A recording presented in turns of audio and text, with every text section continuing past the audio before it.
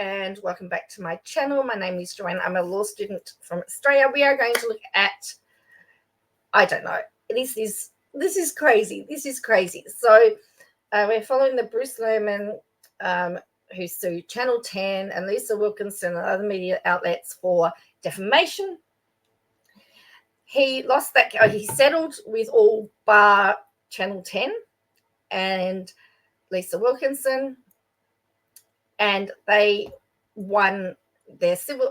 They won against Lehrmann, so it was proven that, on the balance of probability, that what they reported was true, that he did actually commit what they were reporting. Yeah.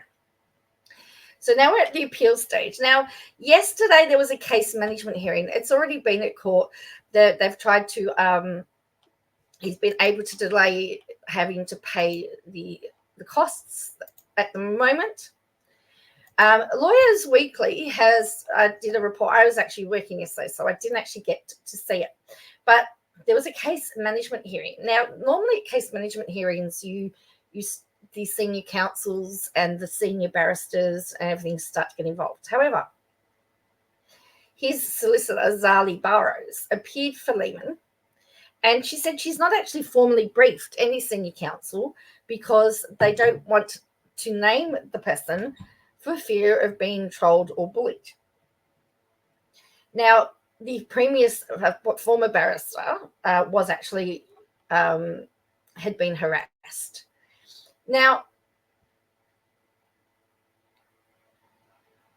he did say in the,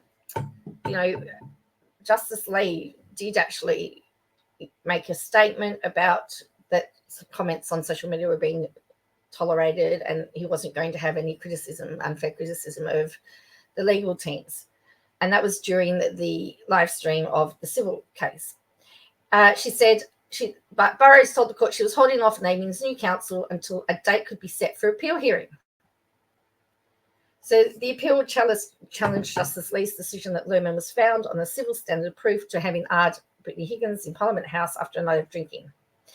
It follows last month's failed application by 10 Network to secure $200,000 from Lehrmann before the appeal could progress. Now, the date has been set. We have a date from the 19th to the 22nd of August, 2025. Now, there was objections, of course. And one of the objections was that's a significant delay in circumstances where the appeal was filed 5 months ago just to accommodate some unnamed counsels. So Chrysanthou told Justice Abraham. After accommodating a delay of so many months seems to be excessive. Usually we would be happy to accommodate the availability of counsel, but having been told yesterday and not even the name of the person, we wish to raise that matter and request the March dates. Now, interestingly enough, usually what happens is, so one of the things that it is the responsibility of lawyers to do is to try and ensure that they come up with as many agreed facts as they can to save time, and then they're only arguing over disputed facts. They also need to make sure that court time is not wasted, and they also have the responsibility of keeping costs to a minimum where possible. So Sue Chrysanthou's point about the fact that, well, hang on a minute, we don't even know. We don't even know who is representing him. So surely that seems to be a bit unfair. Justice Abraham clarified that while the appeal was filed 5 months ago, the preparation for security costs matter took some time. After the hearing date, she said it was the only time that would suit, given that Network 10's counsel was not available in June. If this person is truly in this matter and there is no other person, then we, of course, understand that, but we've been given no information to that effect. Burrows said the unnamed counsel would not be available to start working on submissions until December, and it would be impossible for Lehrmann's legal team to be ready by March. Now, normally they like to do it in 5 pages submissions, written submissions, but Burrows asked for 25 pages to make her principal submissions, and said, Chrysanthou said was an unusually long set of submissions, but also asked for 20 pages for the reply, where it would normally be 5. So this is going to be a, I don't want to say circus. This is going to be something crazy. The fact that we have no idea who this lawyer is as well.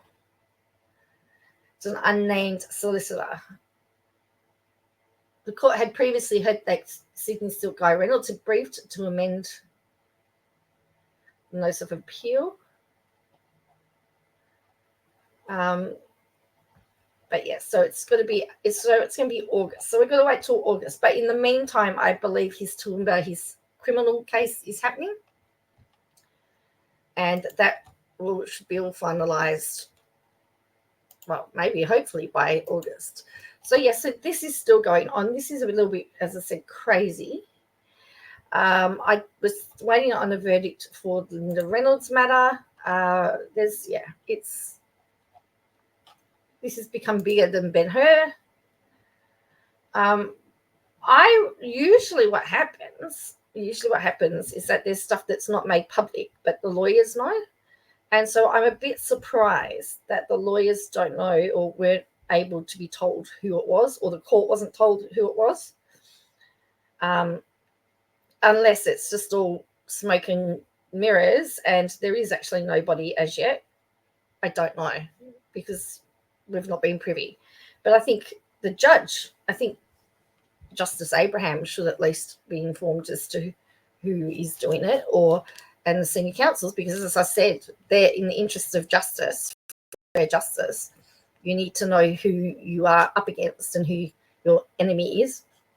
But because of the way lawyers and courts work, they need to sit down and work out what the arguments are going to be. I mean, in Australia, you just can't throw things on people. It all has to actually appear in court beforehand. And if it doesn't appear, if you're going to throw it in, there's extensive argument over it. So, and there has to be time for the other side has to be given notice to respond as well. So that's where we are with this matter. But anyway, thank you for watching, and I will catch you next time. Bye for now.